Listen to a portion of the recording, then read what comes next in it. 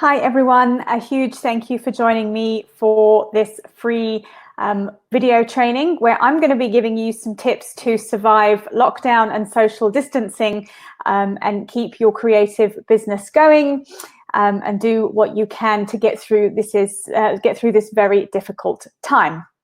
So for those of you who don't know me, I'm Emma O'Brien. I am a professional portrait photographer. I've been working as a full-time pro for the last 16 years, and I also offer business mentoring to other photographers and creatives.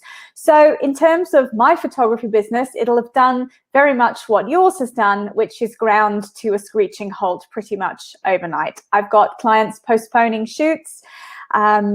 You know, obviously I can't do anything, and much like you guys, you know, we're all very stuck at the moment, and I think it's particularly bad for wedding photographers who will have had people cancel weddings. You've probably got people asking for refunds and deposits and all sorts of things, and when cash flow is already tight, it's really very unhelpful. Now, one of the main things you can do to cope with going through a very difficult period like this, I think it's fair to say that none of us will have navigated our businesses through anything like this before. A recession and an economic downturn is one thing. Completely being unable to work in any shape or form is quite another. So it is a very difficult time. It is very challenging.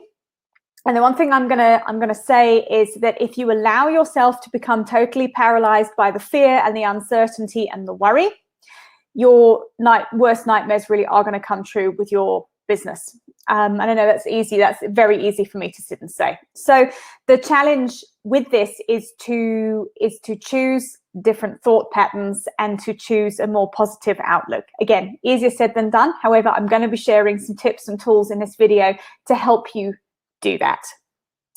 So we can't go out, we can't take the dog for a walk, we can't do any of our normal stress relief activities. You can exercise at home, of course. So the first thing I would say, just as an aside really, is to try and do a bit of exercise at home. If you can, use an app. I use Alo Moves. I do a bit of yoga every day just to keep yourself moving. And I don't know about anybody else, but I've been in the kitchen an awful lot and not cooking for the past kind of couple of weeks. I think we get bored and we just go and don't see what's in the cupboard. So if you've also been doing that, I think we're all there. We're not alone. I've sort of turned into the cookie monster. So let's get cracking with some business things. So I'm going to share 5 tips with you today of things you can be doing in your business and in your kind of space that you're in to help you move through this time. So the first thing that we want to be doing is acknowledging how we're feeling about this. The whole situation of literally having the rug pulled out from under our businesses overnight is going to bring up an awful lot of difficult and negative emotions. So I think worry and anxiety are going to be a given. There's going to be some sort of sadness. There's going to be quite a lot of anger as well that, you know, this has happened. It's not anyone's choice. It's not anyone's fault. It's all been thrust upon us. And we sit with all of these feelings and emotions buzzing through our heads.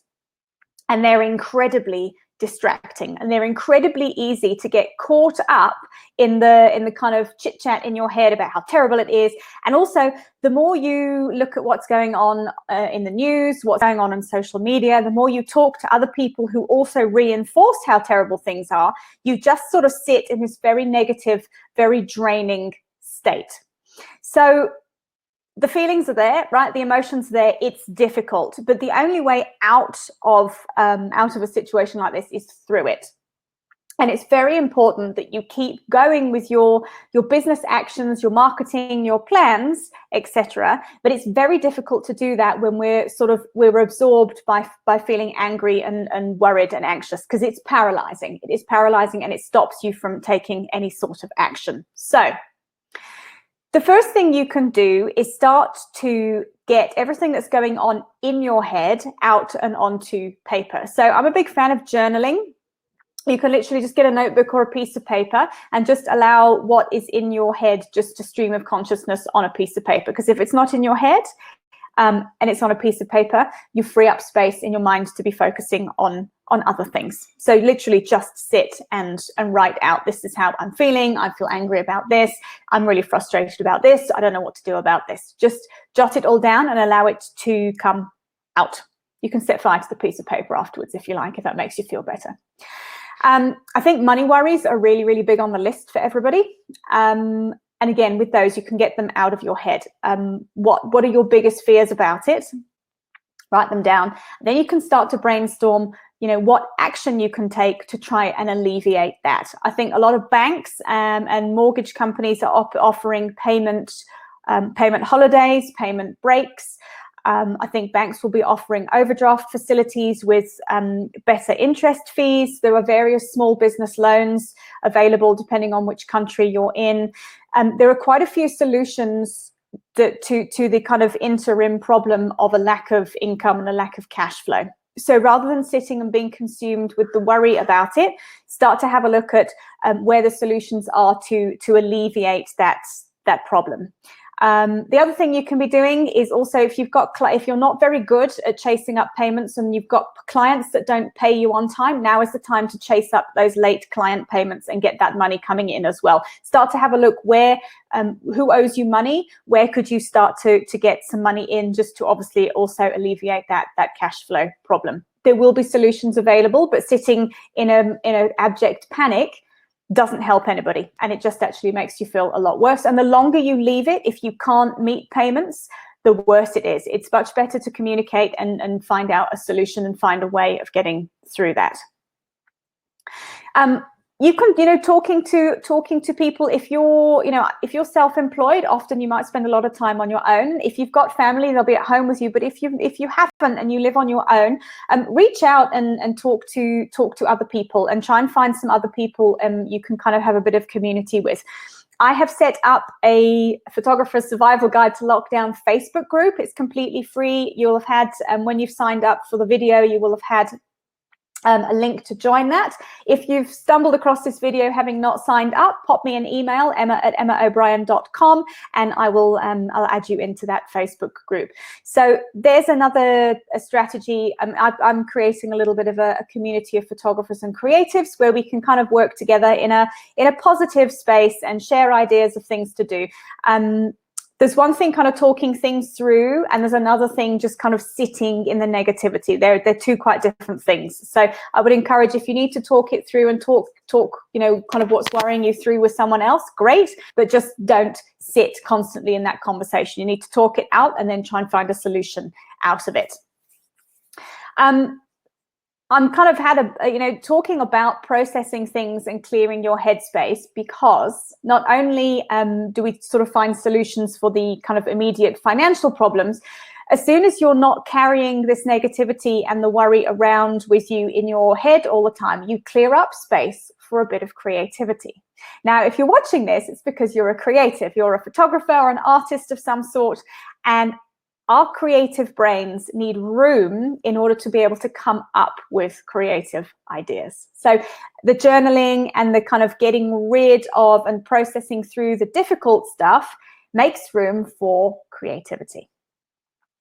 So I am a huge fan. This brings me to point 2, which is give your creative ideas some room. So I am a huge fan of creative side projects. And by that, I mean creating bodies of work, whatever that looks like for you, just because. Making work about something that interests you or excites you, but it won't be a piece of work that you're being commissioned or paid to make by a client. It's a piece of work that you make just because you want to make it. Now is a really good time to start working on that. For many of us, our creative side projects will involve photographing somebody else or something else. So if that's the case, and obviously we're not allowed to hang out with other people right now, so you can't actually necessarily do the photography part of it, but you can start brainstorming and planning and researching and getting ideas together and start to have something that you've got to look forward to and get excited about. Of course, if you are a still life photographer, you can just get cracking right now on this. So just you start testing, start shooting. If you've got studio kit at home, you can start having a play with lighting setups. Just start working on something that takes you out of the immediate kind of situation, and starts to drive you into something kind of that you've got to look forward to when this all finishes, and something else to be working on whilst we have a gap with our normal client work. So I put together a creative side project last year called the Black Series, and essentially it was portraits of adopted Black rescue dogs that I photographed against a black backdrop, and I made all the pictures black and white. So it was a really kind of bit of a dramatically lit project, and it's something that just kind of an idea that came to me. This is what happens when we give ourselves a bit of room, so creative ideas come, and I've kind of learned that it's really important to act on them. You'll all be having creative ideas, and we all go, yeah, not today, I don't have time for you. Now we have time. And I put this project together just because I wanted to do it. I didn't really have an end game with it. I didn't have a kind of outcome of doing anything in particular with it. I just started shooting it. And along with the pictures, I wrote little captions that described the dogs as if they were people. So I went a bit off the wall with the whole thing. I put it onto Board Panda and it went viral. So it kind of got me an extra 3,000 Instagram followers pretty much overnight. It got my work coverage, I got work coverage internationally. I entered the series into competitions. I won awards. I did a TEDx talk as a result of it. So this is, and I tell you this because this is the scope of possibility for a creative side project. You don't know where it's going to go until you do it, so it's really important that you do it. And it's something I'm a really, really big fan of. It's helped my business enormously.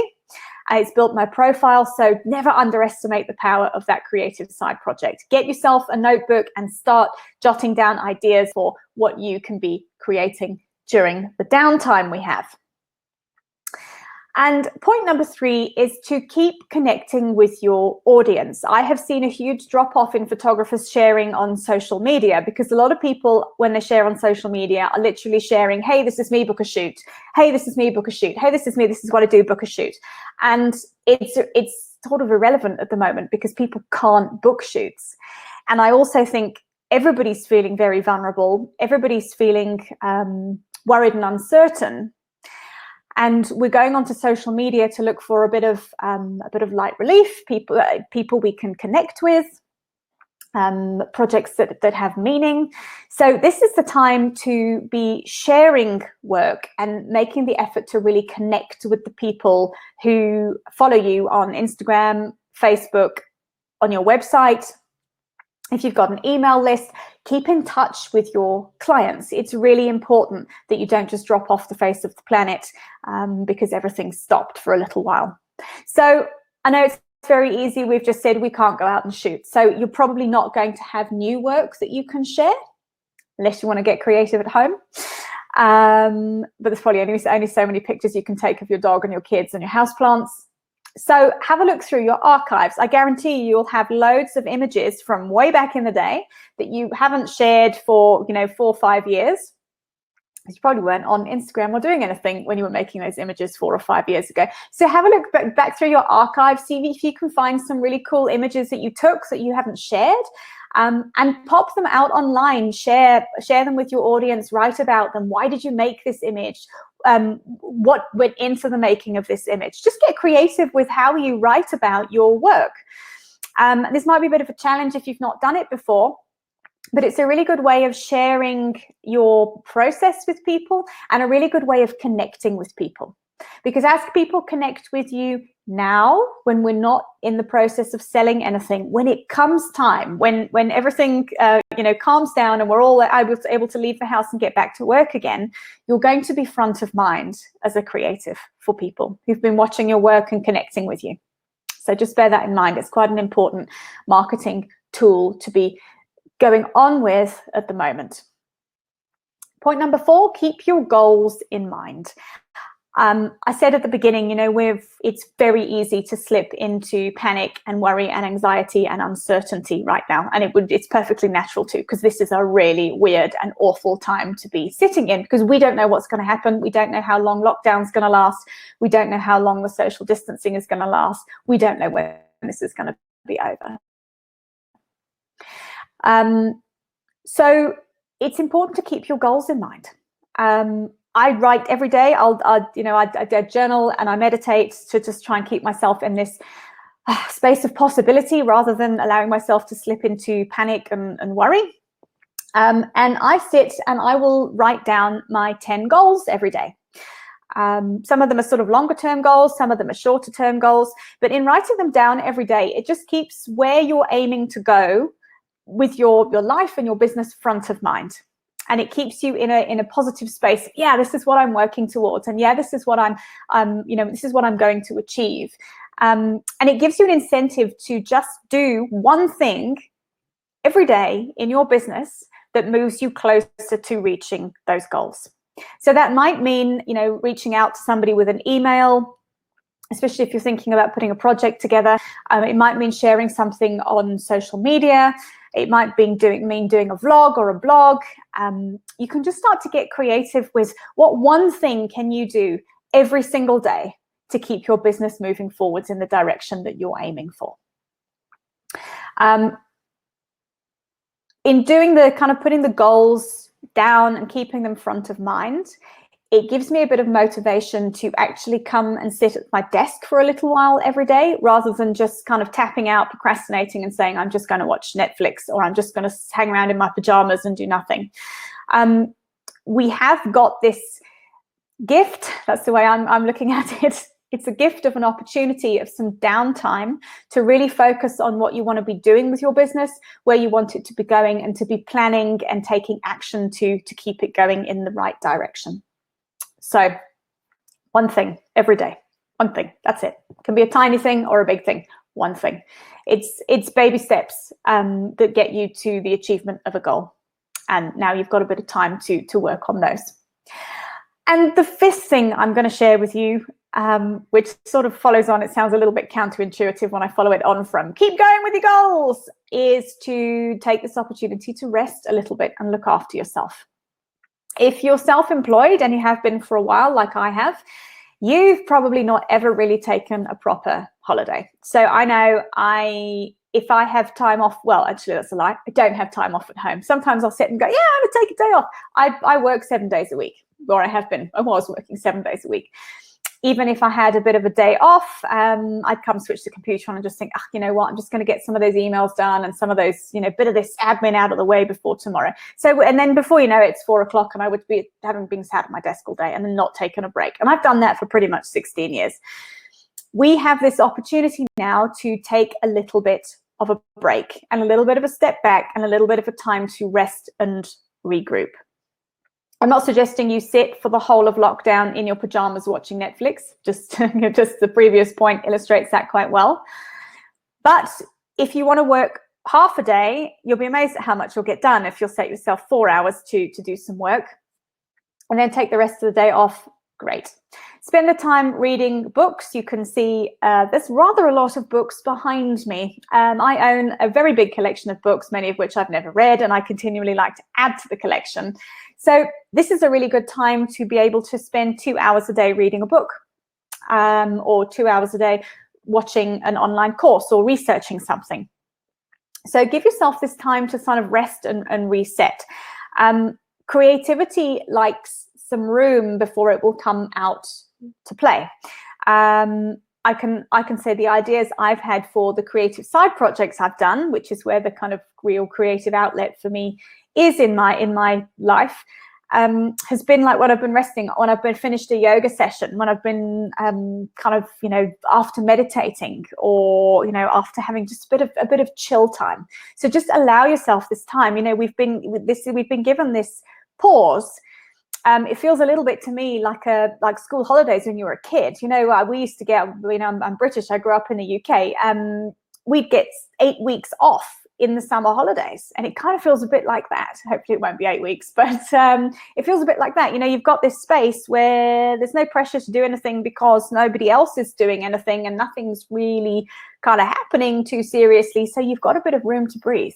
So take that room to breathe and use it as a time to kind of get your business sorted, sort your goals out, and kind of work on the things that you've been pushing off doing. Right.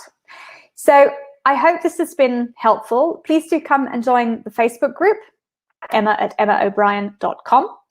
And do leave me a comment under the video with your thoughts. And if you've got a creative friend who could do with a bit of encouragement, if you know someone who's sort of struggling and this would really help them, please share it or pop them in the comments below, tag them, and let's all try and support each other and help each other through this difficult time.